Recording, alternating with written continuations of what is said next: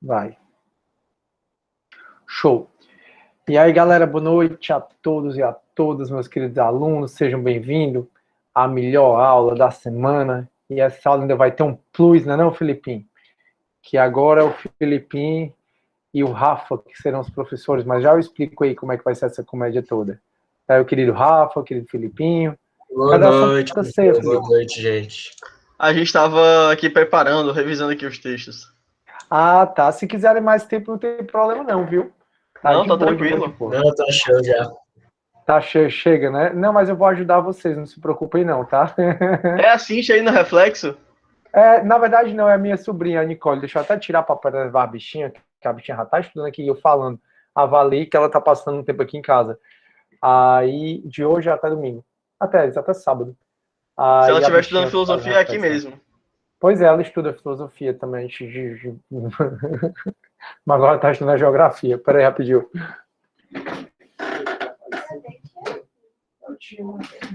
A ciência. Pronto, deixa eu ver se eu tô preservando aqui mais. Pronto, ainda não. Não, agora. Não, tá bom. Show. Agora sim. Agora deu certo. Agora. Ai, vamos pra frente. Deixa eu dar uma boa noite aqui. Oi, Socorro, boa noite. Eita, Socorro. Como é que tá, hein, essa CPI da Covid? Eita, que hoje a Socorro, ela se acaba. A gente vai sair daqui 12 horas da noite, quando eu começar a falar de esquerda e de direita, porque o filósofo que os meninos vão apresentar, né, já eu faço a contextualização. É o que a galera lá do socialismo usa mais como base, né?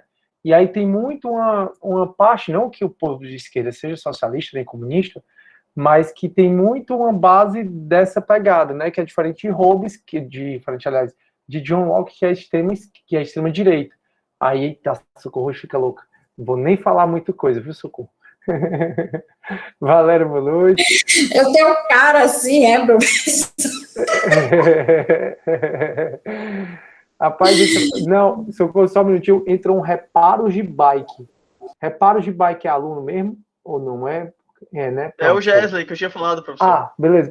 Não, é só para confirmar. Obrigado, Filipinho. Sim, Socorro, desculpa. Não, acho massa o teu discurso. É porque tá hora, né? Te tá com sono e tal, já é de 10h30, 11 horas, aí é pra gente parar.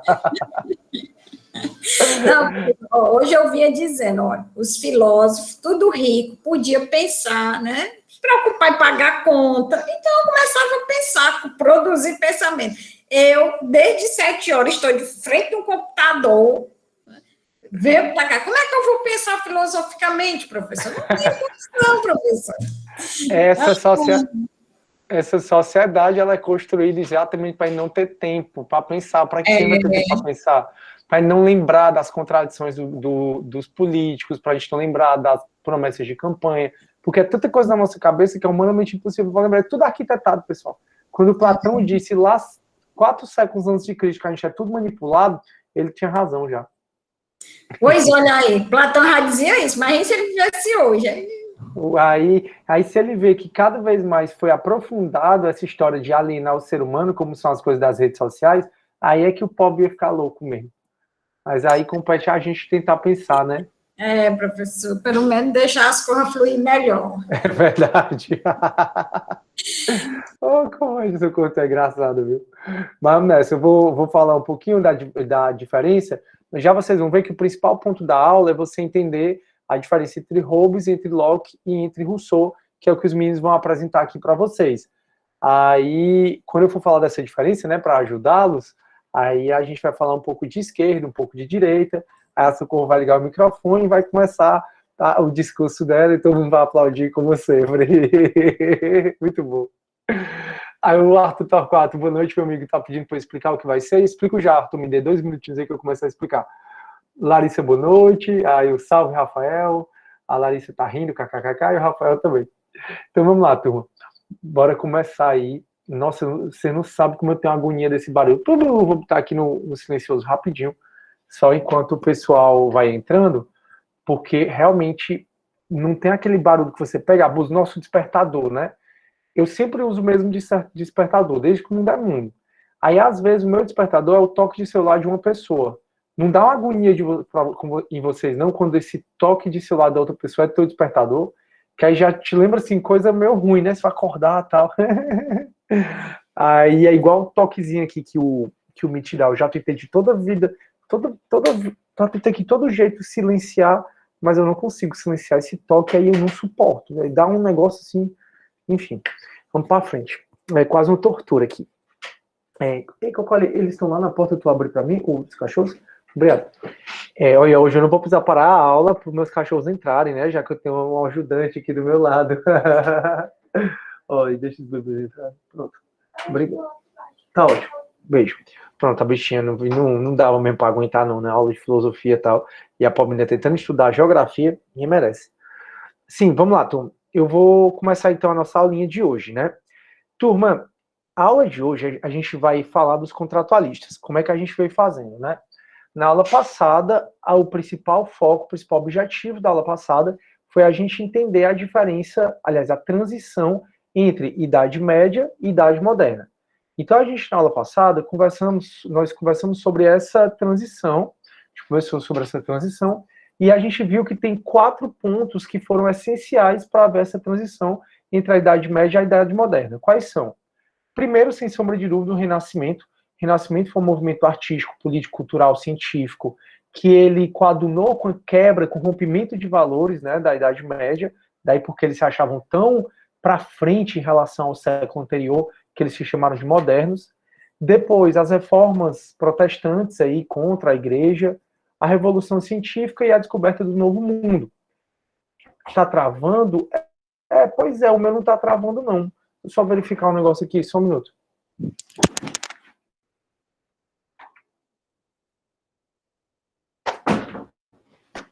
Eu fui ver aqui um roteadorzinho, mas não é não, tá tudo normal aqui. Pronto. Então, acho que é o teu, Matheus, se tu puder chegar mais perto do roteador, acho que melhora. Então, são esses 4 pontos que eu estava conversando com vocês que foram cruciais, são fundamentais para a passagem da Idade Média para a Idade Moderna. Aí a gente viu essa transição. Quais foram os 4? Renascimento, Reforma Protestante, Revolução Científica e a descoberta do Novo Mundo. Então a gente viu que a gente chegou agora na Idade Média. Que Idade Média? A gente chegou agora na Idade Moderna. A gente está aqui no século XIV, na transição, né, do XIV para o XV, o XVI, o XVII, principalmente. E aí a gente passou a trabalhar o que é que a filosofia pensou nessa Idade Média. Que Idade Média? Para de me olhar, Felipe, é tu que está me fazendo errar. O que é que a filosofia pensou nessa Idade Moderna? Então, depois que a gente estudou a transição da filosofia da Idade Média para a Moderna, a gente foi estudar o que é que a filosofia pensou. E aí a gente viu que tinha 6 escolas. A Idade Moderna, então, tem 6 escolas principais da filosofia. E dessas 6, 3 apenas são importantes para a gente. A primeira é o racionalismo, a segunda o empirismo, da divergência entre Platão e Aristóteles, e a terceira é filosofia política. De toda a área da filosofia, o mais importante para o curso de Direito é a filosofia política, que é onde se discute lei, ética, moral, virtude, é onde se discute a relação dos indivíduos com o Estado. E a disciplina de filosofia política vai estar quase toda ela em filosofia do direito. Então, em filosofia do direito, vocês vão estudar muito filosofia política. Só que algumas matérias do direito são muito caras para o nosso curso e vocês precisam saber. E essa matéria, uma delas, é a gente saber do contrato social, saber dos contratualistas, que vocês já viram em ciência política. Tenho certeza que vocês lá em ciência política estudaram Maquiavel, Hobbes, Rousseau, John Locke. E aquele mesmo conteúdo que está em ciência política está aqui em filosofia também, em geral, para eu abordar com vocês. E esse mesmo conteúdo está em filosofia do direito, para você ver que você vai repetir esse conteúdo 3 vezes, pelo menos. Acontece, turma, que eu não vou pegar uma aula para cada um dos contratualistas. Aí, até por uma forma de a gente acelerar o nosso conteúdo, para eu já passar daqui a pouco para a filosofia contemporânea, que é a que a gente está hoje, e terminar o nosso conteúdo, todos os semestres eu peço para os meus monitores, cada um de sua turma, apresentar um dos contratualistas. Então, no manhã AB, a Laura apresentou John Locke, no manhã CD, a Bianca apresentou Hobbes, no noite AB, que foi agora, a gente apresentou Maquiavel, e no noite CD os meninos vão apresentar Rousseau. Então, a gente eu tive 4 aulas diferentes hoje em todas as minhas turmas de filosofia. O que é que eu queria de vocês, caso vocês possam? Eu sei que não está fácil para ninguém. O Pobre da Socorro disse aí que desde 7 horas, que eu entendi que era da manhã, tá sentado olhando pro computador, trabalhando. Eu tenho certeza que vocês também. A gente não tá fácil para ninguém, então não seria uma atividade obrigatória, tá? Mas eu tentei fazer essas aulas muito curtas, de 1 hora, pelo menos, assim, mais ou menos 1 hora. Para que vocês, se tiverem tempo, tá no final de semana, ao invés de assistir Netflix, eu vou assistir a aula da Bianca. Então, ao invés de assistir Netflix, eu assistir a aula da Laura, que é uma aula muito interativa. O monitor, ele virou o protagonista, só que vocês vão observar que eu sempre estou comentando aqui o que eles estão dizendo. Então, eu vou complementando o conteúdo deles, que eles estão trazendo, para ficar mais fácil de vocês aprenderem o conteúdo. Então, esses 3 contratualistas, o Rousseau, que é o que a gente vai ver na aula de hoje, o John Locke e o Hobbes, eles vão cair na prova de vocês, em especial a diferença entre eles. Em especial o que é que cada um pensa como é o homem no estado de natureza. Em especial o que é que cada um acha que é o sistema de governo ideal, o sistema político ideal. Em especial sobre o que ele acha quais são os direitos fundamentais. Então são 3 ou 4 diferenças entre eles que eu quero que vocês saibam exatamente para a prova, que vocês viram em ciência política, e seria legal vocês anteciparem e verem aqui também.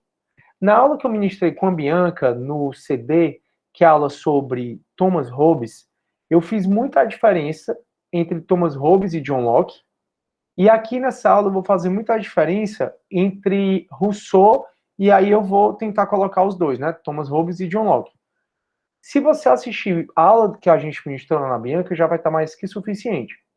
Só que eu sei que muitos de vocês provavelmente não vão conseguir assistir outras aulas. Então, na aula que vem, da terça-feira, eu vou falar do iluminismo, vou falar da diferença entre esses 3 filósofos, e aí eu acabo Idade Moderna na aula de terça-feira que vem. Aí, na aula da quinta-feira da semana que vem, eu começo a falar da crise da modernidade. Por que a modernidade, que foi tão importante porque rompeu com a Idade Média, por que agora a modernidade, que produziu tanta obra, tanta arte, tanta coisa legal aqui na modernidade, por que ela entrou em crise? Ela tanto entrou em crise que hoje nós não estamos na Idade Moderna. Hoje nós estamos na Idade Contemporânea. Então, na aula de quinta que vem, eu vou falar dessa transição entre Idade Moderna e Contemporânea, e aí, em tese, teria acabado o nosso conteúdo. Só que eu queria que vocês conhecessem pelo menos uma filósofa que fala das guerras, porque um determinante aí para a gente sair da Idade Moderna e ir para a Idade Contemporânea são as grandes guerras, que é para a gente conversar um pouco mais sobre a Segunda Guerra Mundial, que é tão importante. Essa filósofa é a Hannah Arendt, que aí eu vou abordar a Hannah Arendt na terça-feira da outra semana, lá para o dia 3 de junho. E aí na quinta é feriado, que é Corpus Christi, depois vocês fazem a primeira, a segunda chamada, te volta aqui, eu entrego a prova e corrijo a prova com vocês, a gente está de férias. Ou seja, se a gente botar no papel, a gente só tem mais 4 aulas. A gente só tem terça e quinta da semana que vem, terça e quinta da outra semana e terça. Então são 5, né? Terça e quinta e então a gente tem 5 aulas, show. E aí tá acabando, né? Então é isso que a gente vai fazer, Arthur, hoje. Então hoje o que é que a gente vai fazer? Eu não vou me alongar tanto para que os meninos já possam começar. Hoje a aula da gente vai ser sobre Rousseau, e o que é ideal é que vocês saibam a diferença entre os pensamentos de Rousseau, John Locke e Thomas Hobbes. São pensamentos completamente diferentes. É bom também saber um pouquinho sobre Maquiavel, que foi a aula agora do AB da noite. Então, turma, se der para vocês comparecerem ao GEDs, onde eles vão resolver questões, vão falar, os monitores fazem o GEDão, né? Então, cada um vai falar do seu filósofo. É interessante que vocês compareçam para ter uma noção, porque esses pensadores, Maquiavel, Rousseau, Hobbes, John Locke, realmente são muito caros para o direito. E aí é bom que você saiba o que é que cada um pensou, porque eles são a base do sistema que a gente tem hoje. Com base em John Locke, que, por exemplo, lá em Inglaterra, tem a monarquia parlamentarista que ela tem hoje, para vocês verem como é importante a gente discutir sobre isso. Agora, sem sombra de dúvida, quando vocês forem ver filosofia do direito, aí o professor vai focar mais ainda neles e vai focar também em Voltaire, em Montesquieu e em outros contratualistas. Tranquilo? Aí Aí a Lohana, ó, oi Suzane, bem-vinda, seja bem-vinda. Não sei se você ligou sua câmera de propósito ou não, mas seja bem-vinda. Aí, ó, o Rafael, tanto que eu ouvi falar desses caras no ensino médio, nem sabia que eu ia falar, de que eu ouvi falar de novo, né? Entrando para prestigiar o Filipinho, show, Lohana, seja bem-vinda. Aí, o Matheus, oxi, achei que era a próxima semana, estágio 3 acaba a próxima semana. Matheus, estágio 3 ele tá acabando antecipado, cara, mas assim, né, o professor deve saber o que tá fazendo. Porque nenhuma cadeira para acabar em junho, não. Mas, enfim, isso aí eu não sei, ele deve saber o que tá fazendo. Isso aí, o seu coordenador, enfim. Aí o Arthur Torquato, né, Rafael, kkkk, e a Larissa também, Rafael. Show de bola. Então, eu vou passar a palavra para meus queridos monitores, que eu tenho o maior prazer de tê-los como monitores. Eu aprendo muito com eles, eu dou muita risada com eles. Os dois são muito engraçados. Aí eu passo a palavra para o querido Filipinho e Rafa, para a gente conversar um pouquinho sobre Rousseau. E aí, galera, eu vou deixar meu microfone ligado, porque eu vou sempre ajudando vocês, tá bom? Show. Fala, galera, boa noite. Como é que vocês estão? A gente vai apresentar sobre Rousseau, eu vou compartilhar minha tela. E eu vou começar falando sobre a biografia dele, e aí o Felipe vai complementando naquele mesmo esquema que a gente faz no GED. Então, vocês já estão bem habituados a isso.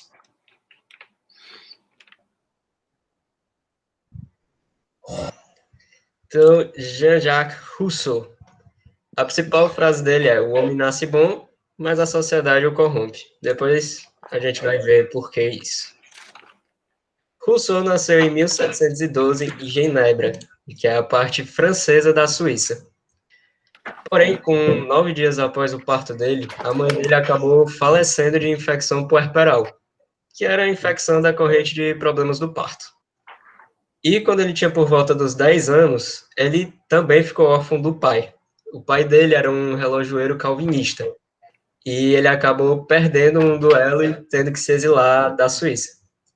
E com isso ele ficou aos cuidados de um tio dele. E lá no tio dele ele teve uma educação muito rígida e de base protestante, que era o calvinismo. E nessa época, por volta dos 10, 12 anos de idade, ele iniciou os estudos dele. E ele já escrevia comédias e sermões e tentava alguns bicos de profissões, como aprendiz de pastor, gravador e relojoeiro. E quando ele completou os 16 anos dele, ele foi para Savoia, na Itália. Porém, ele não tinha como se manter financeiramente. Então, ele ficou numa espécie de casa de abrigo católica. E lá ele manifestou o desejo de se converter ao catolicismo romano. Porém, ele acabou não se convertendo efetivamente e ficou mesmo no calvinismo. E de volta a Genebra, quando ele tinha por volta dos 18 anos dele, ele conheceu uma senhora muito rica, e vocês vão ver que Rousseau gostava muito dessas senhoras muito ricas, que eram essas coroas, assim, digamos, bem financeiramente. E ele conheceu a Madame de Barcelli, que era uma dama ilustre da sociedade da época, e que cuidou da manutenção dele, como alimentação, estudos e abrigo. E com a morte dela, ele começou a viajar por toda a Suíça e ele acabou parando na França, por volta dos 18 anos de idade dele. E lá na França, ele conheceu a Madame de Warens, com 20 anos. E a Madame de Warens era 13 anos mais velha que ele. E ela também era muito afortunada. E com ela, ele teve 5 filhos. E ele botou todos os 5 filhos dele no orfanato. Sim, ele botou todos os 5 no orfanato. E é muito irônico, porque vocês vão ver depois que ele escreveu um livro chamado Emílio, ou da Educação. E que nesse livro ele fala, é como se fosse um manual de como educar crianças. Justamente ele que abandonou os próprios filhos. E em 1742, ele foi indicado para ser secretário do embaixador da França em Veneza, na Itália. E foi lá que ele começou a se interessar mais por política, mais pela sociedade civil em si, observando as falhas do próprio governo. E ele passou a dedicar o estudo dele à compreensão da política. É importante ressaltar que a gente está no século XVIII, que é o século das luzes do iluminismo. Então, Rousseau viveu nesse século, e ele foi de grande importância para os ideais iluministas. Apesar de tudo, ele não conseguiu ver a Revolução Francesa, porque ele morreu 10 anos antes. Mas, dentro dessa época que ele viveu, ele foi conterrâneo de outros grandes idealistas iluministas, como Diderot, D'Alembert, Voltaire, Montesquieu. E, juntamente com Diderot e D'Alembert, muitos aqui que saíram do ensino médio lembram da Enciclopédia, que é de autoria desses dois que eu falei, que era como se fosse uma Wikipédia da época, que tinha conhecimentos de tudo, sobre tudo. E tanto Diderot como D'Alembert chamaram Rousseau para escrever alguns artigos sobre. E com isso ele foi se aprimorando mais nas ideias iluministas e fazendo uma parte maior do movimento. E em 1750, ele participou de um concurso na Academia de Dijon. E lá ele fez uma obra chamada Discurso sobre as Ciências e as Artes, em que ele acabou recebendo o prêmio desse concurso, o que lhe rendeu uma fama muito polêmica. E por que polêmica? Porque Rousseau não era da nobreza em si, mas com essa fama dele, ele foi convidado para jantares da nobreza para expor suas ideias.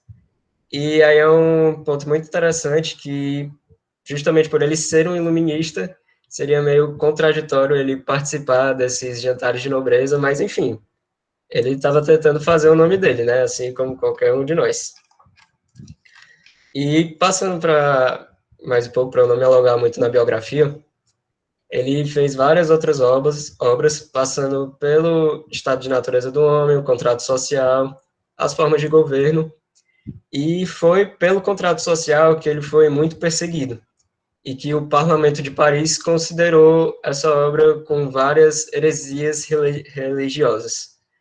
E para o tempo que a Europa vivia, que era um tempo de monarquias absolutistas ao redor do continente, as ideias democráticas de Rousseau acabaram indo por água abaixo naquela época para o parlamento francês. E então ele teve que se exilar da França e foi de volta para a Suíça. Porém, na Suíça também ele também foi perseguido e suas obras foram queimadas, principalmente a do Contrato Social e Emílio. E ele se refugiou na casa de outro filósofo, o David Hume, que o acolheu também em sua casa. E já passando lá para mais final da morte dele, em 1778, quer dizer, ele voltou para a França para morar na casa de um marquês. E lá mesmo nessa casa ele faleceu. E ele foi de grande importância para a Revolução Francesa, de 1789, e também para a Revolução Haitiana, de 1791. Para quem não sabe, o Haiti ele era uma colônia francesa, então justamente pegando esses ideais da Revolução Francesa de liberdade, igualdade e fraternidade, que Rousseau teve grande importância nesses principais dois movimentos de independência. Agora a gente vai passar para as obras com o Filipinho. Show de bola. Professor, você quer fazer alguma... Eu queria só ler aqui o comentário dos meninos. Como é mais biografia, mais história, eu não tenho tanto o que complementar, não. Mas eu quero... Vou falar quando começar as frases dele, né? Que a gente vai aprofundar um pouco mais. Aí, um pouco falando aqui, né? Tava congelado, mas é o Vinícius. Enciclopédia era a Wikipédia da época, eu me senti um velho agora. Usei muitas enciclopédias, eu também, viu, Vinícius? Tamo junto. Ele está na França em 1728 e narrando a aula já agora. Não está travado agora. Ele tinha parado. Show, podcast, né? Virou podcast. E a Suzane quer falar. Oi, Suzane. Oi, professor, desculpa, é só que eu sei que é atrasada, aí eu não sei o que tá acontecendo. Tipo, tem esses slides no AVA? Se tem, os meninos podem passar. Vocês passaram no grupo, pessoal? Ainda não. Não, porque a gente atualizou os slides há pouco tempo, então a gente vai... Deve ter no AVA, mas vamos dar o atualizado depois. Show. Não, no AVA não tá, não. Aí vocês passam para eles, tá bom? No grupo? Tá bem. Obrigado, Filipinho. Show. Pode continuar. Gente, vocês estão me vendo e me ouvindo bem? Sim. Fica melhor se eu soltar assim o microfone ou se eu falar perto aqui do microfone? Tanto faz? Tanto faz. Eu acho que dá a mesma coisa. Perfeito, melhor ainda. Pois vamos lá. Rafa, pode ir para o slide, 2 slides anteriores? Pronto. A gente só quis passar aqui os contemporâneos de Rousseau. Lembrando que Rousseau ele nasce em 1712 e morre em 1778. Ele tem como seu rival Voltaire, chegou a morar a convite, mas quase que foi obrigado com o David Hume, porque ele foi exilado da França por causa de suas obras. E temos também a presença de D'Alembert, que junto com o Diderot, os três foram compor uma enciclopédia. Ele ajudou com alguns tratados sobre música, partituras e outros ensinamentos filosóficos. Lembrando que Rousseau era um cara altamente competente. Além de ser privilegiado, estava sob a proteção de uma madame, uma coroa, como o Rafa bem colocou, mais velha que ele, certo? Rica, baronesa, certo? E, portanto, ele pôde desenvolver várias atividades. Foi filósofo, preceptor, romancista, teatrólogo, enfim. Vamos lá, passando para a cronologia. Temos aqui, Rousseau nascendo em 1712, e eu acho muito interessante, o amor é lindo, disse Matheus Bezerra, muito bem. E ele morre em 1778. Você pode ver que ele, assim como vários filósofos, não conseguiram ver justamente aquele desfecho na sociedade das suas ideias. Eu acho que ele teria curtido muito ver o que as ideias dele chegaram a compor. Ele não chegou a ver a revolução sendo feita pela vontade geral do povo, mas ela estava lá há 11 anos depois de sua morte. A gente vai abordar aqui as principais obras que se destacaram de 1750, quando ele tinha uns 38 anos, até o ano de 62, do século XVIII. Lembrando, século XVIII, século... Falhou. Por que iluminismo? Porque é a época das luzes, né, o século das luzes, em contraposição com a idade das trevas, que a galera da filosofia moderna queria colocar para a idade medieval, dizendo que foi um período de retrocesso, e levantando a própria bola, né, dizendo, a gente aqui é a idade das luzes, temos muitos saberes, vamos aqui levantar aqui os saberes científicos, vamos falar aqui da ciência e das artes e desenvolver isso daqui. Então, pode passar para o próximo slide, Rafa. Principais obras de Rousseau. Gente, em 1750, houve um concurso na Academia de Dijon, na França, onde perguntava-se o seguinte: o que são as artes e as técnicas alavancadoras do conhecimento humano? Qual é a importância que tem as artes e a ciência nisso tudo para o ser humano? Acontece que, enquanto todo mundo falava que artes e ciência eram coisas positivas, Rousseau, sempre muito contestador, sempre muito crítico, ele falou que as ciências e as artes, elas eram um retrocesso. Falavam que aonde havia conhecimento cientificista, as pessoas tendiam a ser um pouco mais sombrias, frias e calculistas, como se fosse um Peaky Blinders. Aquelas pessoas, elas deixavam o seu lado mais idílico do estado natural, que ele vai abordar depois. Estou aqui adiantando um assunto ou outro. E, enfim, o que aconteceu? Ele mostrou o texto dele para Diderot. Diderot gostou do texto, então ele publicou e ganhou lá o concurso, ganhou notoriedade, ganhou algumas libras com o concurso, e as pessoas começaram a conhecer mais Rousseau. Além dele ter atraído seguidores e leitores para suas obras, ele também ganhou, obviamente, inimigos, pois ele era muito crítico. É interessante você ver que Rousseau, ele era uma pessoa privilegiada, ele estava situado na nobreza, porém ele criticava muito e não gostava, não se sentia confortável, não se sentia à vontade naquela sociedade nobre, com festas e salões grandes. E ele era muito rival de Voltaire. Vocês devem conhecer Voltaire, ou pelo menos aquela ideia de posso não concordar com nada do que você diga, mas vou defender até a morte o seu direito de dizê-la. E acontece que eles se bicavam muito. Mas tudo bem, vamos para o que importa. Em 1755, ele publica o Discurso sobre a Origem e os Fundamentos da Desigualdade entre os Homens. Ele vai falar que a propriedade privada origina as desigualdades. Ele vai falar o seguinte, outra frase que talvez vocês possam ter escutado por aí: quando o primeiro homem pegou umas estacas de madeira, demarcou lá no solo e disse que aquilo era sua propriedade, ele acabou de firmar o contrato social, o pacto civil, criou a propriedade privada e fez o seguinte: enquanto alguns homens pegavam terras para si, você conseguia ver que poucos homens concentravam muitas terras. Esses homens que concentravam muitas terras começaram a impor leis e regras para proteger as suas terras. Eles criavam um sistema que protegia a propriedade deles. Então tínhamos poucos homens com muitas terras e muitos homens sem terra alguma, que ficavam aos mandos e desmandos dessas pessoas poderosas, pois quem tinha terra, quem tinha terreno, tinha poder. Certo? Marx, do nada, Marx, pode falar, professor. Posso complementar um pouco? Claro, eu vou só para a pegar um gente copo juntar d'água. as ideias aqui, senão vai ficar muita coisa. Galera, é o seguinte, uma das frases aí que o Filipinho falou, que vocês provavelmente já ouviram falar de Rousseau, é que o homem nasce bom e a sociedade o corrompe. Os três contratualistas, que eu queria que vocês soubessem as diferenças, cada um pensa algo diferente sobre o homem. Thomas Hobbes acha que o homem é ruim mesmo, é um cão, tanto é que deve ter o pior da gente, é que deve ser o nosso rei absoluto para botar moral na gente, porque senão a gente vai se matar. Já o John Locke, ele diz que o homem é até bom, mas ele só é bom, ele na verdade vai dizer, o homem não é bom nem ruim, às vezes ele diz, não, o homem é bom e ele consegue conviver desde que tenha igualdade e desde que ele tenha liberdade. Agora, tirou isso do homem, aí ele vai fazer coisas ruins. Mas, é como se o Locke tivesse no meio termo, o Hobbes, ele fosse dizer que o homem era mau, e o Rousseau, ele é um cara extremamente contraditório. Porque o que ele escrevia, como o Rafa bem pontuou, era bem diferente das atitudes dele. Então, ele coloca os filhos no orfanato, mas, em contrapartida, fala de como criar filho, né? Ele coloca, por exemplo, ele fala que o homem,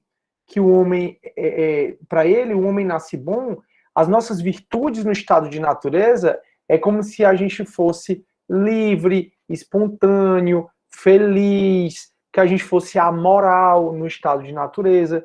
Então ele coloca uma série de características do ser humano no estado de natureza, que todas essas características são muito boas. Então ele acredita o quê? O Hobbes, que é o que a gente está, o Rousseau, que é o que a gente está estudando, que o homem nasce bom. O problema é a sociedade. Aí vem o Filipinho e diz assim, quando é que para Rousseau a gente deixou de ter o estado de natureza, que é aquele estado onde a gente está mais livre, e passou a ter a sociedade? Aí o Filipinho trouxe, quando o primeiro homem colocou estacas e disse, essa propriedade é minha, aí é que a gente saiu do estado de natureza e passou para o estado de sociedade. E nesse livro ele ainda vai além dizendo assim, o pior é que teve gente que ouviu e concordou e não fez nada.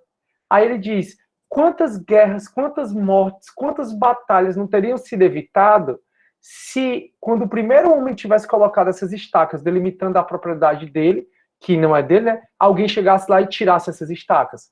Então ele não queria essa propriedade privada. Enquanto para John Locke, que é um burguês no último, ele quer essa propriedade privada, o Rousseau, ele diz que essa é o que traz a origem da sociedade. O que é que traz a origem da sociedade? A propriedade privada, e daí é que nos corrompe.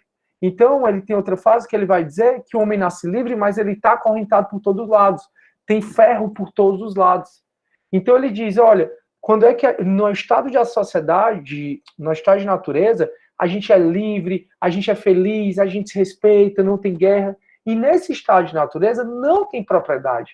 O problema foi quando alguém delimitou essa propriedade e disse, essa terra é minha, quando surgiu a propriedade privada. E outras pessoas não foram lá e dizendo assim, não, isso aqui não é de você não, isso aqui é de todo mundo. Então o problema foi quando a gente deixou de estar nesse estado de natureza e passou para esse estado de sociedade. Que aí isso aí vai implicar também qual é a forma de governo que ele acha melhor. Que ele acredita que o homem é tão bom, tão bom, tão bom, que aí os meninos vão falar, não vou nem adiantar tanto não, que ele preza mais por uma democracia direta, mais uma democracia como na Ágora, que a gente ia lá na praça pública da Grécia e falava, e a gente participava, porque nós somos tão bons que a gente tem capacidade de fazer política juntos. Enfim, é mais ou menos aí, só para a gente ir sedimentando o que os meninos estão trazendo. Tá aí, tudo bem? Deixa eu ver aqui, o Magno. Por que o estado de natureza de Rousseau diverge de Hobbes? Porque são pessoas diferentes, né? No ponto Não, professor. Assim, já para pensar, por exemplo, se Hobbes defende que o homem nasce ruim e permanece ruim, e Rousseau, que nasce bom e se corrompe, não pode acontecer dele nascer ruim e virar bom. Se não pode acontecer dele nascer ruim e virar bom, não, na verdade eles falam isso em termos genéricos, né? Eles não falam dessa outra questão que tu tá trazendo, não. Para Hobbes, todos nós aqui somos 40. Nós, no estado de natureza, para Hobbes, nós no estado de natureza a gente tava se matando. Daí, porque para Hobbes precisa ser o mais que é o sanguinário daqui é que vai dominar tudo através de uma monarquia absolutista. E eu, por exemplo, é que vou dominar todos vocês e vou fazer com que vocês não se matem. Então, para isso, o Estado é necessário, né, para Hobbes. Na verdade, o Leviatã, ele trata da história de que o Estado... Deixa eu continuar. Aí são grupos que se criam para... Magno, para tu complementar. Aí, cara, o que acontece? Aí ele traz o Leviatã, que é um monstro marinho, que é dito no Antigo Testamento e é um dos nomes do diabo. Então, para ele, o homem tem que ser tão feroz para conter a guerra entre os outros, que ele diz que o que vai dominar é o mais feroz de todos. Só que eu acho que a gente está desviando do caminho, deixa que no final eu arremato o pensamento dos três. Bora focar aqui em Rousseau, tá bom? Que aí depois eu arremato aí. Aí, pessoal, só para concluir em relação a Rousseau, como Rousseau, não é que ele foi socialista e comunista, tá? Mas como ele diz que a gente era muito feliz no estado de natureza, o problema foi quando alguém delimitou e trouxe a propriedade privada, como ele diz que a propriedade privada é o que traz a sociedade e é o que corrompe o homem, muito da doutrina socialista, muito da doutrina comunista é baseada aqui nos pensamentos de Rousseau. Então, muito da doutrina desses outros países mais comunistas, mais socialistas, muito embora seja utopia, chegar ao socialismo, né? Muito dessa doutrina mais comunista e socialista é focada aqui na ideia de Rousseau porque não quer ter propriedade privada. Que o problema foi quem delimitou e aquele que não chegou e disse assim, ei, isso aí não é teu não, é de todo mundo. Aí foi o problema da sociedade. Vamos lá, Filipinho. Acho que a Lohana tinha levantado a mão. Quem? Tinha... Opa, professor, boa noite. Oi, Lohana, boa noite, desculpa, eu nem vi. Eu tô aqui só para prestigiar os meus colegas monitores, o Felipe aí, meu parceiro de faculdade. Sendo monitora de filosofia do direito, é difícil escutar de Rousseau, escutar de filosofia e não dar uma complementação, né? Mas é interessante esse ponto em relação ao estado de natureza, porque Rousseau... ele traz basicamente duas etapas, né? Assim, quando eu li mais as obras dele, entendi os fatos, tanto do estado de natureza quanto do homem mesmo em sociedade, é que ele vai defender o contrato social. Mas em um segundo momento, esse contrato social não vai fazer, né, não vai satisfazer a forma como ele entende que a sociedade tem que ser formada, né? Como se fosse uma crítica à própria ideia inicial que ele deu do contrato social. É mais ou menos essa base que a gente entende, que, assim, por mais que ele defenda que o homem é bom, mas a sociedade o corrompe, ele defende que o homem no estado de natureza, ele seria bom, e que por isso que, apesar do contrato social para fundar a sociedade civil fosse necessário, a segunda etapa, né, com esse pacto, com esse contrato social, não seria eficaz. Por isso que ele defende a retomada para o estado de natureza, né? É bem interessante, principalmente quando a gente analisa comparativamente as ideias do Rousseau, do Hobbes, do John Locke, né, dos outros contratualistas em si. É só uma complementação mesmo, e desculpa interromper a sua aula, professor. Não, fica à vontade. Show. Do direito, pessoal. Muito bom, muito bom. Vamos lá, Filipinho. Pô, gente, pois bora lá.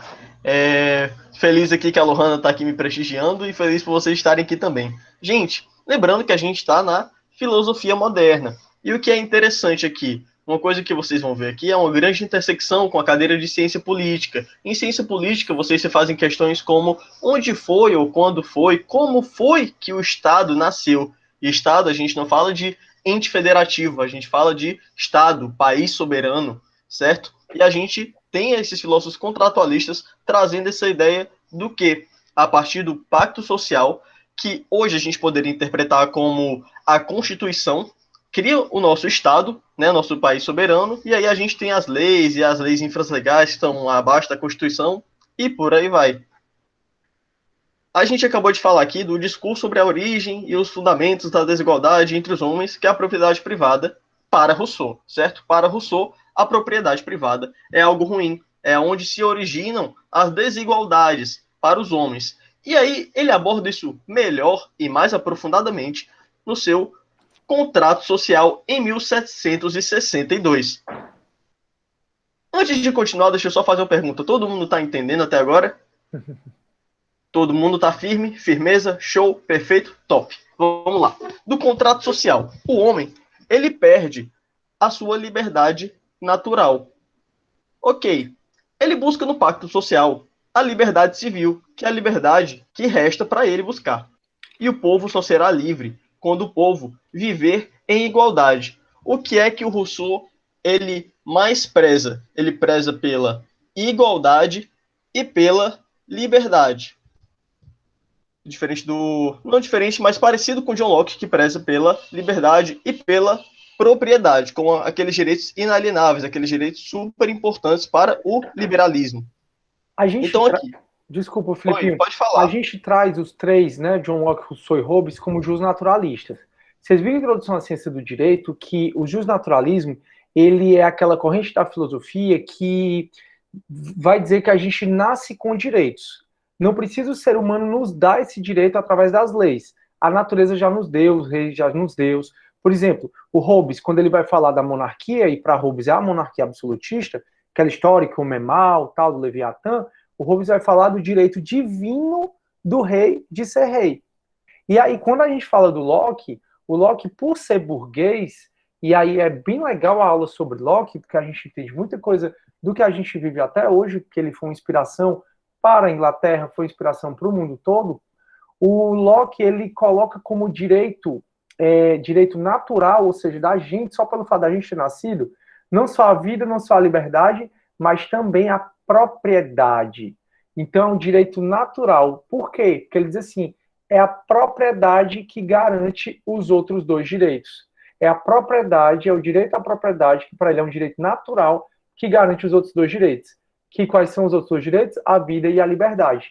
E aí, pessoal, o Locke até ele é pai também do liberalismo político, que aí ele vai falar que o Estado deve existir o mínimo possível.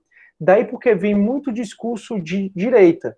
Então perceba que quando você vai para tá no governo de direita, como a gente está agora, qual era a primeira proposta que foi do Fernando Henrique, por exemplo? Quais foram as primeiras propostas do Bolsonaro? Eles logo montaram um comitê de desestatização, de vender o Estado, de vender as empresas estatais e ter o Estado mínimo, que é o que Locke pregava. Então, quando a gente vai nesse discurso de direita, a gente está mais num discurso focado em Locke, desse Estado mínimo. E já do esquerda, que é onde eu entro com o Rousseau. O Rousseau, ele quer aquele cuidado maior, aquela coisa assistencial maior. Ele não quer essa propriedade privada. Daí porque existe uma certa polarização, inclusive, essa origem dessa polarização foi aqui na filosofia desses três, né, que a gente está conversando. Show, Filipinho, tá massa. Irado, prof. Gente, eu esqueci de falar uma coisa muito importante para vocês. A questão é que os contratualistas, eles não caem na V3, eles despencam. É preciso que você pegue aí o seu caderno, pegue aí o seu documento Word no computador e você comece a fazer a sua tabelinha. Faça assim, ó. Estado natural, contrato social, propriedade e modelo de governo ideal. Vou até enviar aqui para vocês, porque eu sou um monitor muito legal. Então, ó, fiquem de novo. Estado natural, contrato social, propriedade e modelo de governo ideal. Seguinte, no contrato social, para Rousseau. Gente, Rafa, pode já passar um slide. O homem, ele nasce bom, mas a sociedade o corrompe. O que acontece? No estado de natureza do homem, temos o quê? O mito do bom selvagem. Temos a pessoa, o ser humano, num estado de inocência, uma pureza moral. Como o professor bem colocou, uma amoralidade. Ele não é imoral, ele não é um exemplo de moral, moralista. Enfim, o que acontece? A gente tem aqui uma uma questão muito específica. Quando o ser humano ele entra nessa sociedade que o corrompe, a gente tem o quê? Na sociedade, a gente começa a perder a nossa felicidade, aquela questão da inocência, aquela questão da solidariedade. A gente vai se tornando pessoas mais científicas, mais técnicas, e a gente vai se importando com os julgamentos da sociedade, aquelas valorações morais que advêm da sociedade. O ser humano, no seu estado de natureza, ele é quase que, mas não é, aqui para Rousseau, quase que, mas não é, uma folha em branco. Ele é o quê? Solidário, ele é bom, ele é feliz e não faz um discernimento entre o bem e o mal. Ele só quer ficar lá na vida boa dele, idílica, pastoril, com sua família, entre os seus. Só que aí temos um pacto social. Temos o quê? Temos um pacto civil. Ele entra numa sociedade em um determinado país, em numa determinada cultura. E aquela cultura está permeada com a história que já vem de antes. Então vamos lá, no pacto civil, surge a sociedade civil, com a imposição da moral pela sociedade, como não faça isso porque isso é crime, não faça isso porque isso é moralmente errado, a gente não aceita isso. Isso afasta o ser humano indivíduo da sua natureza, desenvolvendo as suas faculdades mentais. E lembra naquela primeira obra que faz com que Rousseau fica mais conhecido sobre as artes e as ciências? Quanto mais ele vai treinando as suas faculdades mentais, mais ele vai perdendo aquele estado de ser empático, de ser uma pessoa mais emotiva. Ele vai perdendo o seu emocional para criar um maior racional, e isso vai tornando ele uma pessoa corrompida pela sociedade.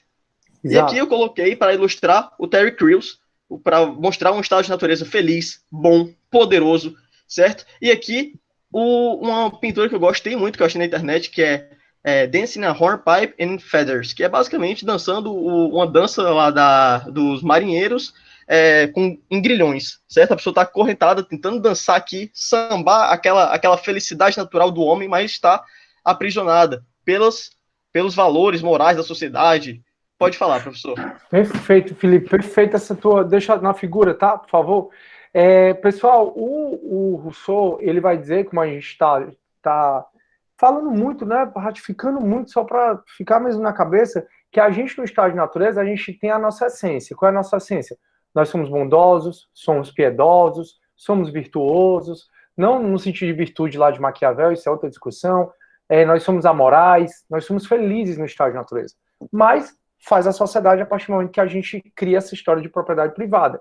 E aí, quando ele fala que o homem nasce livre, mas a sociedade o corrompe, o homem nasce livre, mas ele está acorrentado, tem ferros por todos os lados, é perfeito essa analogia aqui que o Felipe fez, com esse cara tentando dançar. Porque o Hobbes, que o Rousseau entende que quanto mais a gente está na sociedade, mais a gente se distancia da nossa essência.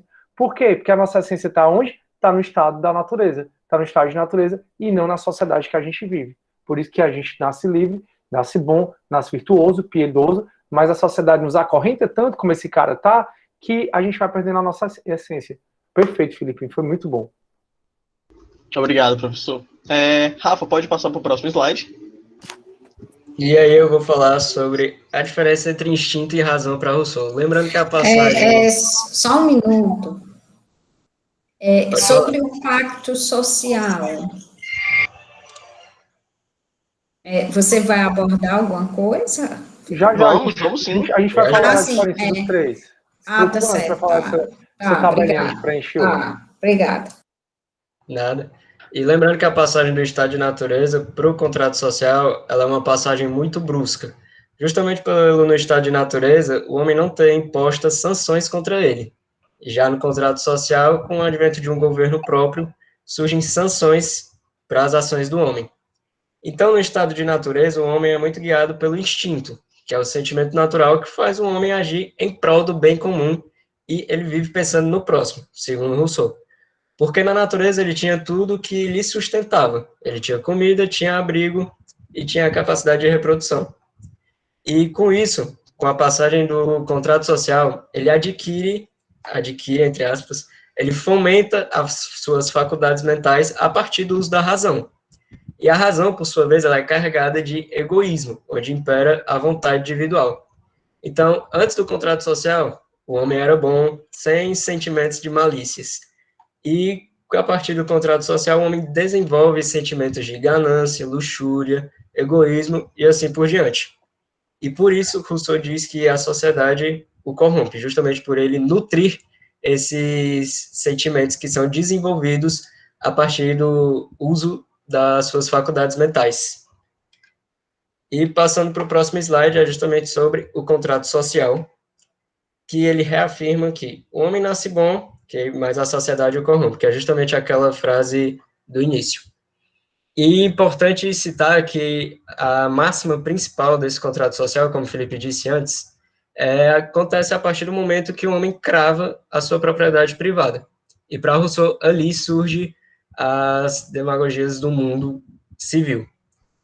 E no contrato social, como é que ele é feito? Ele é feito a partir da vontade geral. E o que é a vontade geral?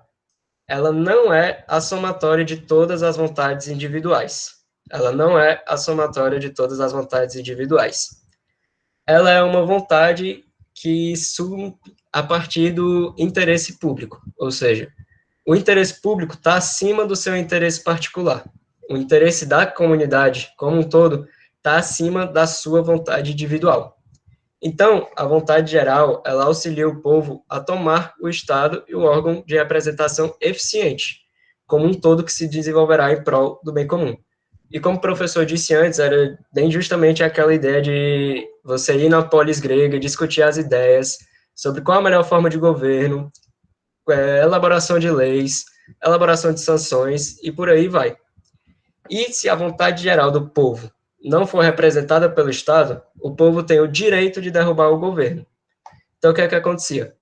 Na vontade geral, eles decidiam qual era a melhor forma de governo a se instaurar. E para Rousseau, era a democracia participativa ou direta. E o que é a democracia participativa ou direta? Ela era um governo do povo para o povo.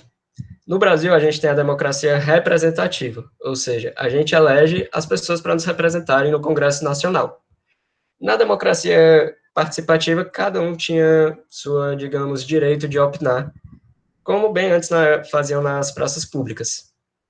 E a vontade geral entra nesse quesito justamente para auxiliar a tomada de decisões, entende? Quer complementar, professor? Quero só falar que aqui no Brasil a democracia, como o Filipinho falou, o Rafael falou, é indireta ou representativa, tá? São sinônimos. Que aí quem mais defendia isso, uma democracia representativa ou um certo tipo de parlamentarismo, era o John Locke. Aí eu vou fazer essa divisão com vocês, tá bom? Então, realmente, aqui eles estão pensando, esses três contratualistas, Rousseau, Locke e Hobbes, eles estão pensando em, teorizando em como seria a sociedade ideal, né? E por um lado, pessoal, eu fico pensando realmente se a primeira pessoa que botou lá, delimitou a terra, disse que é minha, se outra não tivesse chegado lá, tirar da estaca, tivesse dito, não tem propriedade privada, realmente, se muita guerra não teria sido evitado, né? Mas talvez a propriedade privada ela é uma coisa que ia surgir mais cedo, mais tarde, menos cedo, menos tarde ela ia surgir. Enfim. Show, pode continuar, Rafa, tá massa. E aqui foi justamente o que eu falei sobre a propriedade privada, que ela é a origem da desigualdade dos homens. Ela é a causa que fomenta as guerras entre os homens. E por quê? Porque, segundo ele, quem tem propriedade tem mais do que aqueles que não têm. E esses que não têm se revoltam, justamente por não ter. E outros ficam sujeitos aos mandos e desmandos dos proprietários burgueses da época, tá? E aí, antes que nos perguntem, né, o Felipe, a gente estava até discutindo sobre isso. Não, Rousseau não é socialista, ele não é comunista, ele não é petista, ele não vota no 13, porque Marx só vem décadas depois de Rousseau. Então, Show. Marx foi quem bebeu da fonte de Rousseau, e não o contrário. Boa. É que o povo tem mania. Não pode você falar alguma coisa que bata com tese de determinado partido político, aí você ou é bolsominion, é petralho, é não sei o quê, né? É engraçado hoje em dia. Foi boa, Rafa, e a tua ressalva. O socialismo usa ele, mas não significa que ele seja socialista, né? Oi, Magno, pode falar, meu amigo. Assim, professor, essa frase do Rousseau, que foi bem dita da questão da demarcação de terra, sabe? Eu li em algum canto, que eu não lembro onde é que foi, sabe? Que dizia que isso foi o surgimento do capitalismo. E o capitalismo é uma evolução do feudalismo, né? Onde os feudais começaram a ver as terras como algo lucrativo. Aí, a partir do momento que eles começaram a cercar as terras atrás de coletar riqueza, surgiu o capitalismo. Né? Só para fazer uma analogia, a frase de Rousseau como é que chama? Rapaz, do surgimento de sociedade. Show. Aí a gente está fazendo um diálogo com a aula passada, né? Que a aula passada era o cristianismo, que a gente falou nos 14 séculos de Idade Média, o cristianismo com o discurso dele sustentando uma sociedade estamentada, onde não tinha alpinismo social, onde 80% do povo trabalhava feito um louco para sustentar o luxo do sistema feudal, né? Que eram os reis, a igreja e a nobreza. Aí as pessoas que moravam nos burgos, né? Que aí deram origem nos burgueses, que eram tecelãos, que eram artesãos, comerciantes e tal. Aí eles se rebelaram contra o sistema feudal porque eles queriam ter aquela propriedade também. O fato é que, para Rousseau, quando surge a propriedade, é que o homem sai do estado de natureza e vai para o estado social. Só que a propriedade privada, essa ideia de propriedade privada, surgiu muitos séculos antes da queda do sistema feudal. Tá entendendo? Então, assim, é só para a gente abrir mais um pouquinho a nossa mente nesse aspecto. Tudo bom? Ou tu vai falar, porque tua mão tá levantada, não sei se tu esqueceu, ou tu quer falar mais? Ah, beleza, esqueci. Deixa eu ver aqui. O Felipe tá falando várias coisas bem bacanas, viu, pessoal? Ele colocou algumas observações aqui, deixa eu ver aqui quais foram. O Felipe colocou aqui, Carnaval dos Tacos, botou esse, né? Aí, Rousseau, democracia participativa, isso, não confundir com a representativa de Locke, perfeito. E aí a galera tá falando que tá desconfiando que o Felipe tá de vermelho. Aí a Larissa, só faltou dizer que ele não era cubano. Quem não era cubano? Eu não entendi não que era cubano. Não Rousseau, professor. Ah, tá. Tá, é uma ironia da pessoa. O Magno faltou a última aula, tá gravado, Magno. Eu acho interessante tu dar uma assistida. Aí o Matheus, professor, a minha internet só botou agora, eu gostaria de saber se perdeu algo. Não sei. A gente tá falando aqui de Rousseau, né? Beleza. Amigo, você chegou aonde a coisa fica quente. Fique tranquilo, a revisão... Pronto, show. Vamos lá, Rafa. Eu vou passar a palavra para o Felipe, mas antes, professor, no final da aula, posso só apresentar um quadro de diferença entre Locke, Rousseau e Hobbes? Perfeito, amigo. Obrigado. Pois vamos lá. Rapaz, Matheus, seja bem-vindo. Você chegou onde a coisa fica quente. É aqui que eu me empolgo. Rafael, a gente vai batendo essa peteca juntos. Pode passar para o próximo slide. O Felipe, engraçado. Cara, seguinte, vocês vão entender aqui um conceito que vocês provavelmente vão ver de novo na cadeira de Direito Constitucional 1. Qual é a diferença da vontade da maioria e da vontade geral? Isso é muito importante quando vocês estiverem no 4º semestre estudando Direito Administrativo e vendo o que é a supremacia do interesse público. Tudo bem, vamos com calma, vamos lá. Vontade da maioria. O que é? Vontade da maioria nada mais é do que a soma de todas as vontades individuais, certo? De cada indivíduo, a vontade de cada indivíduo, somadas, tá? De um determinado país, de um determinado espaço. Tudo beleza. Agora, deixa eu só pedir uma coisa. Ô, Rafa, não leva mal não, dá um zoom aí, cara, porque a idade aqui chegou, macho, mal enxerga. Pronto, valeu. Perfeito. A vontade geral, gente. Vontade geral é a vontade do corpo político que se assume como a vontade do povo, do próprio povo. Na medida que Rousseau considera que a sociedade civil como uma pessoa... Não, peraí. Essa frase que eu preciso consertar, mas vamos lá. Vontade geral é diferente da vontade da maioria na seguinte questão.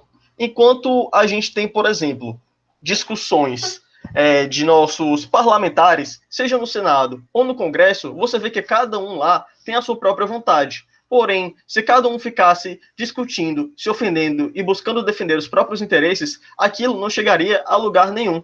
Eles precisam, o quê? De uma vontade geral. Eles são instituídos de uma vontade onde eles precisam representar o bem público. Eles precisam ter um regimento interno para se organizarem e votarem determinadas pautas com um determinado tempo, para que eles também não fiquem sempre se alongando ou estendendo determinado assunto, determinada temática. Eles precisam chegar a um consenso juntos, para que protejam a vontade geral. Eles não podem proteger a vontade de cada um. Eu quero A, eu quero B e eu quero C. Eles precisam ver e analisar qual é a opção que melhor se adequa para a sociedade em que eles estão inseridos, para aquele bem público. Para ficar um pouco mais fácil de entender, volta só um slide, Rafa. Gente, desigualdade político-moral e desigualdade física. Lembrando, são muitos conceitos aqui, mas a gente vai destrinchar todos eles. Gente, desigualdade física é uma desigualdade que a gente não escolhe, é uma desigualdade que não nos causa infelicidade, é uma desigualdade natural. Algumas pessoas são mais altas, outros mais baixos, outros são mais robustos, outros mais magros, finos. E, enfim, essa desigualdade não causa infelicidade ao homem no estado de natureza. Já a desigualdade político-moral é uma desigualdade que vem com o pacto social. Quando a gente vê que tem pessoas que têm propriedades, terrenos, e essas pessoas, elas constituem leis para proteger um sistema que protege elas e, consequentemente, a propriedade delas, ela começa a criar uma desigualdade política, uma desigualdade moral, ela começa a se achar maior que as outras que não têm tantas propriedades. Ela começa a causar infelicidade entre as pessoas, como a gente tinha visto antes, a origem da desigualdade entre os homens. Agora, Rafa, o slide para frente agora. Show. Gente, como todo bom... Desculpa, professor. Como todo bom filósofo, a gente vê, por exemplo, que Platão, depois que ele ficou mais velho, quando ele ficou maduro, ele começou a questionar as próprias ideias, após ser bastante questionado por Aristóteles, seu discípulo. Com Rousseau, não foi muito diferente, porque a gente pode analisar algumas críticas, como a Lohana bem colocou há alguns minutos atrás. O que acontece? Rousseau, ele tinha ideias sobre a educação e sobre a política. Vamos lá para a política, dessa vontade geral e da vontade da maioria. A questão é que Rousseau, ele defendia qual modelo ideal de governo. Ele defendia a democracia participativa. Ele queria que todas as pessoas de um povo se juntassem e fizessem políticas juntas. Por quê? Porque ele vislumbrava com bons olhos aquela política feita pelos romanos, com os cesares, quando eles estavam todos naquela praça fazendo políticas juntos, discutindo uma mesma temática, todos juntos, com todas aquelas vontades, convergendo para o bem de todo um povo. Qual é o defeito disso? E por que Rousseau achou que aquilo era tão bem aplicável? Porque Rousseau, ele sempre viveu em países, sempre habitou em países, vejam, Suíça, França, Inglaterra, países pequenos, com poucas pessoas, culturas semelhantes. Ou seja, é um ambiente perfeito para que poucas pessoas consigam converger em ideias. Acontece que as ideias de Rousseau não são muito bem aplicáveis em países grandes, como o Brasil ou Estados Unidos, por exemplo. São muitas pessoas que parece que cada região é uma cultura tão diferente que é quase um outro país. Então, as ideias de Rousseau podem ser muito bem criticadas aí. Lembrando daquele ponto da educação, Rousseau escreveu a obra Emílio, ou da educação. Acontece que ele fala dos males da educação. Quando a gente estabelece um pacto civil, um pacto social, você vê que o homem muda. Tudo bem, ele sai do seu estado de natureza. Tudo bem, ele vai fortalecendo o racional, ele vai fortalecendo, né, as ciências e as artes. Para Rousseau, isso não é de todo mal, porque também traz coisas como a música. Ele era músico, pianista, vendia partituras e continuava compondo músicas. As pessoas ganhavam dinheiro vendendo partituras naquela época.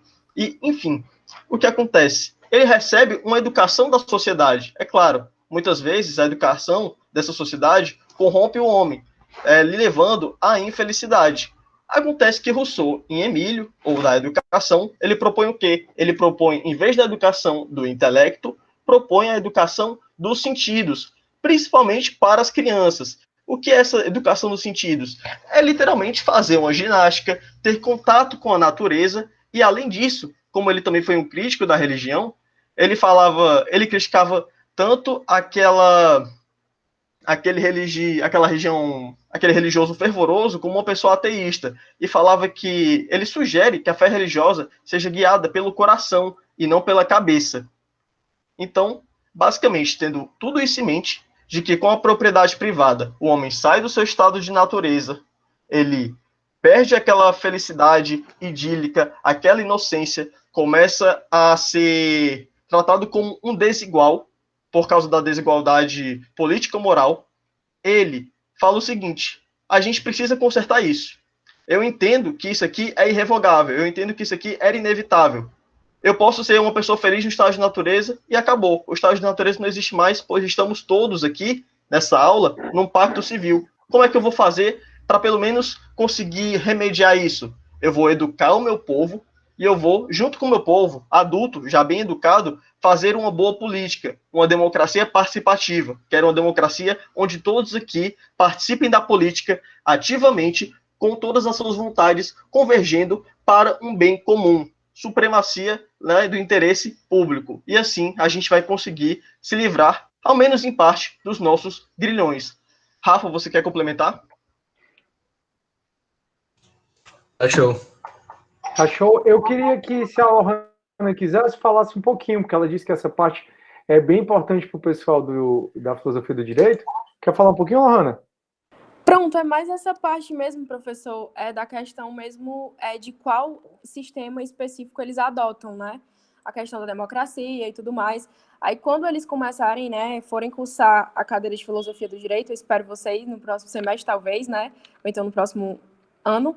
É bem interessante diferenciar justamente essa questão da democracia participativa, de que modo cada um vai se identificar.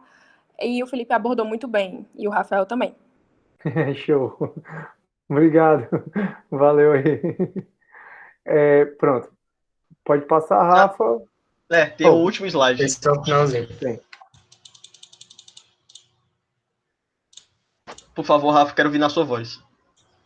E aí, para a gente acabar, a gente pegou uma frase de Aristóteles que ele fala que devemos tratar os iguais de forma igual e os desiguais de forma desigual, na medida de suas desigualdades. E basicamente formulava o conceito de vontade geral do povo. Muito bom, menino. Parabéns. Show, show, show, show, show. Muito bom, parabéns mesmo. Eu gostei bastante. Eu fico pensando nessa frase que assim, a igualdade material, né, que Aristóteles sempre pregou.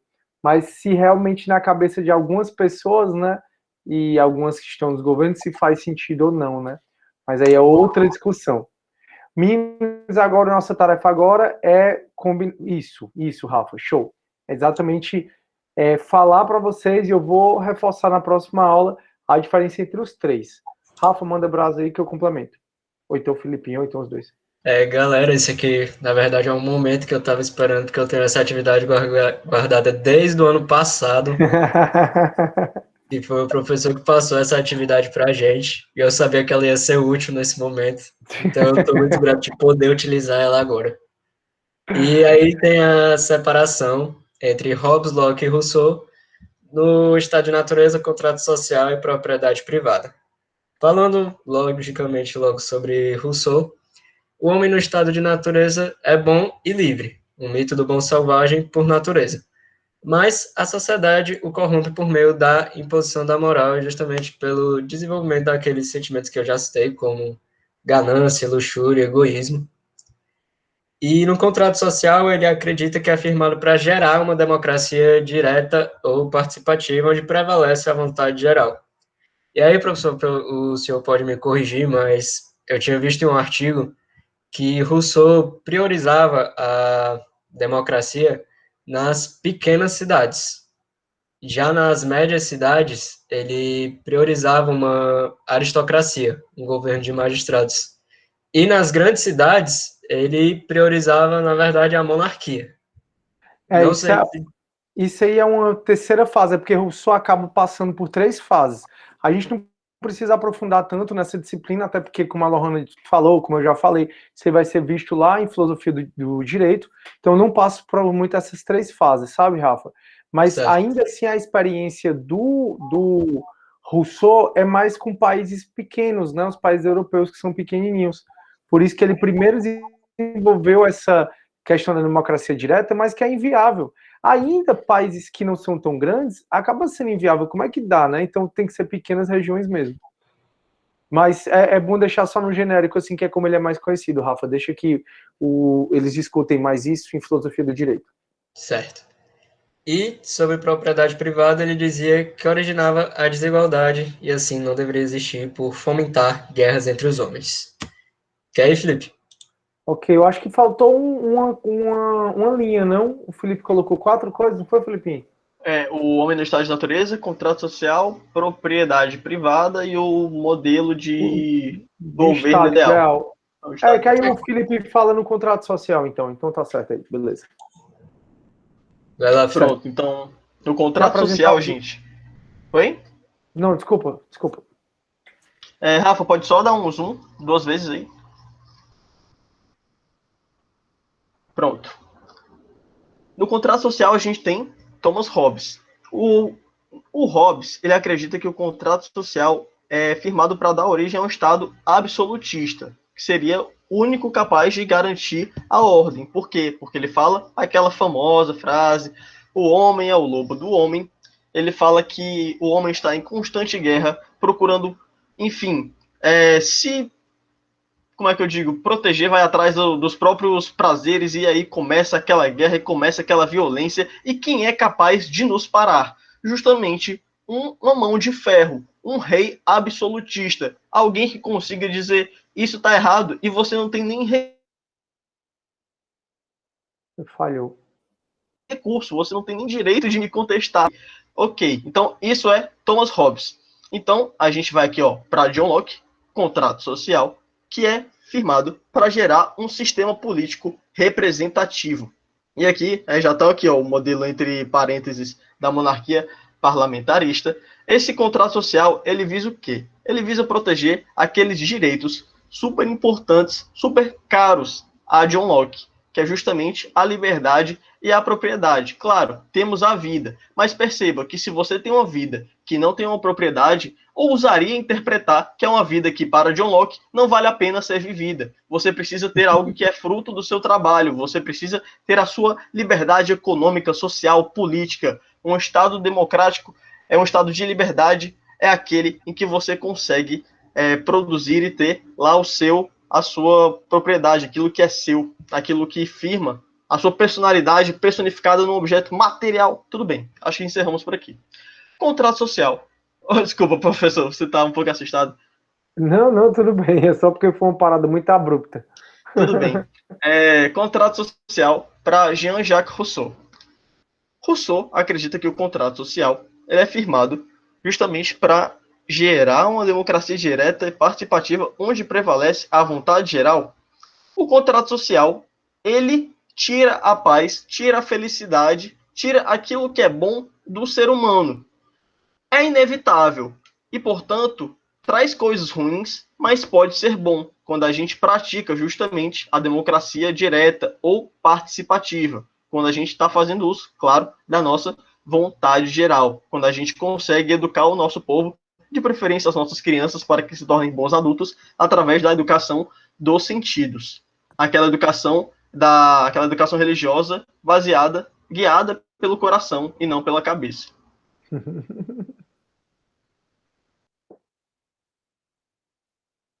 Rafa, eu passo a palavra para você agora, na propriedade privada. Propriedade privada. Para Hobbes, era toda de domínio do rei absolutista, justamente por ele priorizar um estado de governo monárquico. Para Locke, era um direito inalienável e todos têm direito a uma. Sem propriedade não haveria vida. E para Rousseau, ela origina a desigualdade e os males da vida, e assim não deveria existir. Mais alguma coisa, professor? Show. Meus parabéns, meninos. Eu queria só sintetizar essa tabela, vocês explicaram muito bem, eu vou só falar em pouquinhas palavras, cada um dessas.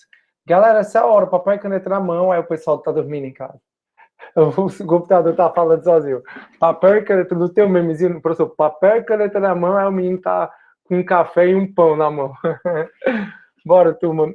Como os meninos falaram, na AV3, essa matéria realmente vai cair bastante, tá? Não é à toa que eu tô que a gente está reforçando tanto, na próxima aula eu vou reforçar de novo.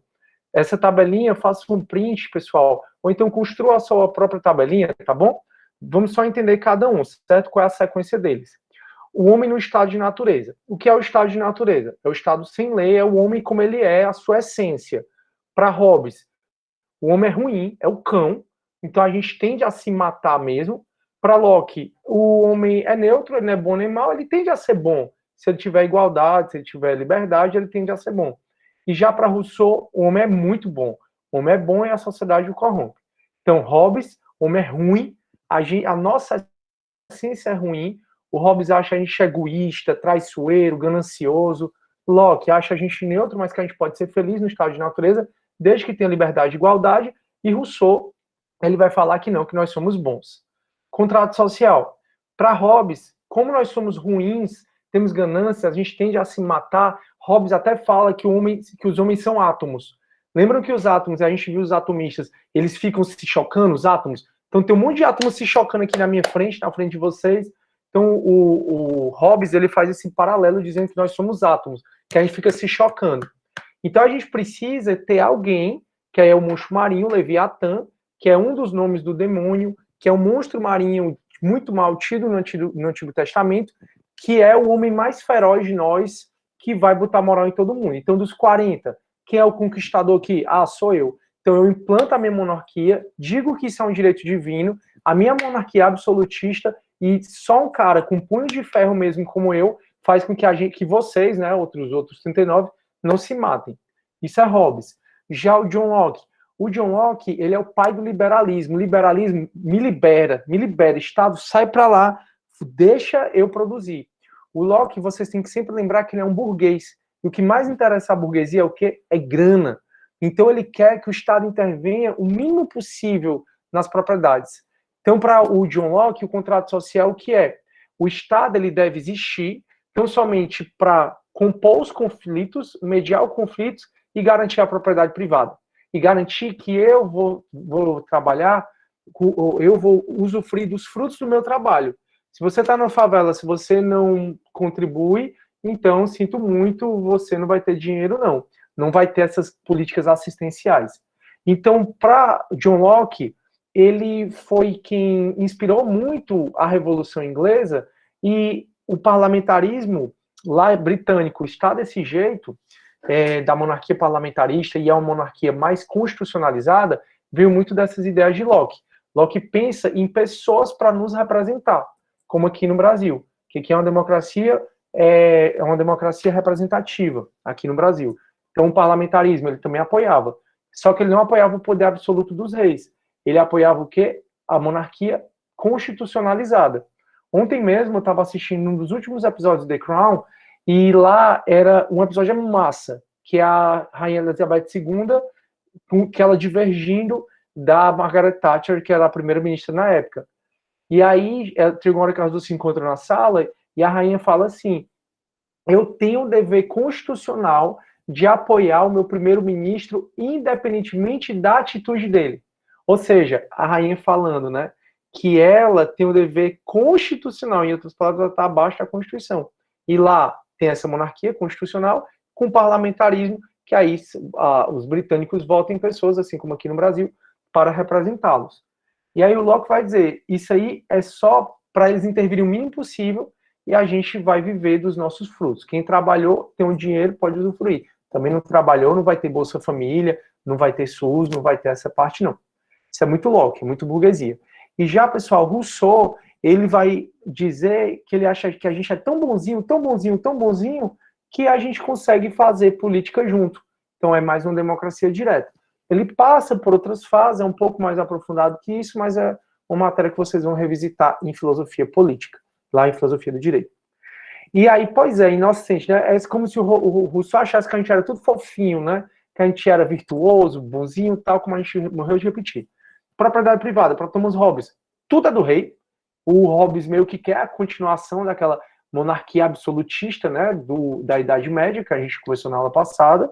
O Locke, ele diz que ele é um justnaturalista que coloca a propriedade privada como um direito fundamental, um direito da natureza. A gente nasce com o direito à propriedade privada. Porque sem a propriedade privada a gente não consegue garantir a liberdade e também a nossa vida, de maneira que para ele a propriedade privada é um direito inalienável, é de todos nós. Assim, todos nós, cada um tem o seu, né? Então você que trabalhou, você tem. Você também não trabalhou, você não tem, não. E, finalmente, para Rousseau, a propriedade privada ela não deveria existir, porque ela, como a gente já viu, é a causa das correntes do homem, e quanto mais propriedade privada, mais o homem se afasta da sua essência. Então, pessoal, basicamente isso é o que eu preciso que vocês saibam para a nossa disciplina. Tenho certeza que vocês viram isso em filosofia, ou em ciência política, né? E aí eu quero parabenizar meus queridos monitores, dizendo que eu estou muito orgulhoso deles. Acho muito legal o fato de vocês trabalharem em dupla e são muito tranquilos, né? Nunca me falaram que um falou mal do outro para mim. Sempre eu trabalho em equipe, sempre trabalho em grupo, acho muito legal. Porque hoje a parte de captação, né? Quando uma empresa vai contratar, ela está muito mais preocupada hoje em dia com soft skills do que com as hard skills. O que são as hard skills? São o conhecimento do cara. O que são as soft skills? São habilidades relacionadas ao trato com o outro, da pessoa, da empatia. E os meninos, Maria, estão de parabéns, porque desde o primeiro momento em que eu perguntei se os dois poderiam trabalhar junto, perguntei especial, não tem o menor problema. Vamos trabalhar junto, e eles trabalham muito bem junto, né? Eles se completam. Então, meus queridos monitores, meus parabéns. Depois eu mando um áudio para vocês, só dando o meu feedback, que eu achei. Acho que a turma aí está em êxtase, né? Vão já implementar. Para que o professor Sidney? Deixa os dois aí. E é isso, turma. A nossa aulinha é essa hoje. Alguém está com alguma dúvida? Alguém quer falar alguma coisa? Quer parabenizar os meninos? Está todo mundo aqui falando. Professor, só para dizer que acho que essa foi a melhor aula que já demos, né? Não vou dizer nem demos. E só dizer que a Lohana deve estar ansiosa para ser monitora de vocês em filosofia do direito. Quem quiser, a filosofia geral é pré-requisito, então, próximo semestre, se tiverem disponibilidade, oportunidade, só puxar e ela vai ser monitora de vocês. Só para explicar um pouquinho melhor, o que o Filipinho está falando é que filosofia do direito está no terceiro semestre, mas o pré-requisito é filosofia geral, então você já pode antecipar essa cadeira para o próximo semestre, caso você queira. Show, parabéns. Alguém quer falar? Alguém levantou a mão? O Joaquim. Professor... Fala, Joaquim. Não, eu ia só dizer que eu já estou concluindo agora filosofia do direito, quase não sai. E como a Lohana é minha monitora, eu vou dizer, gente, quando vocês forem para o GEDS dela, pode esticar, viu? Que a mulher gosta de responder pergunta. Nunca vi isso, viu? Pode perguntar. E se ela não souber, ela grava, na próxima aula ela diz, viu? Muito bom, muito bom. Que feliz, Joaquim, não sabia. Joaquim é muito esforçado. Hoje a gente teve GED pela tarde e é muito bom escutar isso. Assim, eu realmente entrei a convite do Felipe, meu parceiro aí de faculdade, e foi proveitoso, né, escutar as palavras pelo professor Sidney. Admiro demais o professor Sidney. Só parabenizar os meninos pela aula. É bem interessante trazer os monitores para a aula, né? Realmente eu admiro muito o professor que faz isso, dá essa oportunidade, porque tem essa correlação, essa ligação com os alunos, eu acho super importante. Só tem a acrescentar mesmo, né? Tanto para o professor em si, quanto para o monitor. Então, gostei bastante da apresentação. Parabéns, meninos. Show. Meninos, de verdade, parabéns. Aquele velho lema, né? Ensinando e aprendendo sempre, né? Da Unifor. Show de bola. Pois, galera, essa é a nossa aula. Não esqueçam de tentar assistir as outras aulas, tá bom? Que a gente aprofundou um pouco mais Locke, Rousseau, se vocês estiverem interessados, um pouco mais de Hobbes, né? E Maquiavel. Não falei de Maquiavel, mas na próxima aula eu converso um pouco sobre Maquiavel com vocês, tá bom? E aí a gente já tá finalizando Filosofia da Idade Moderna, e quando for quinta que vem a gente fala da crise da modernidade, né? Por que a gente saiu da Idade Moderna e hoje estamos na Idade Contemporânea. Pois fiquem com Deus, galera. Eu vou parar na gravação. Já eu boto no YouTube. Acho que amanhã, na verdade, estou cansado agora. E vou já encerrar.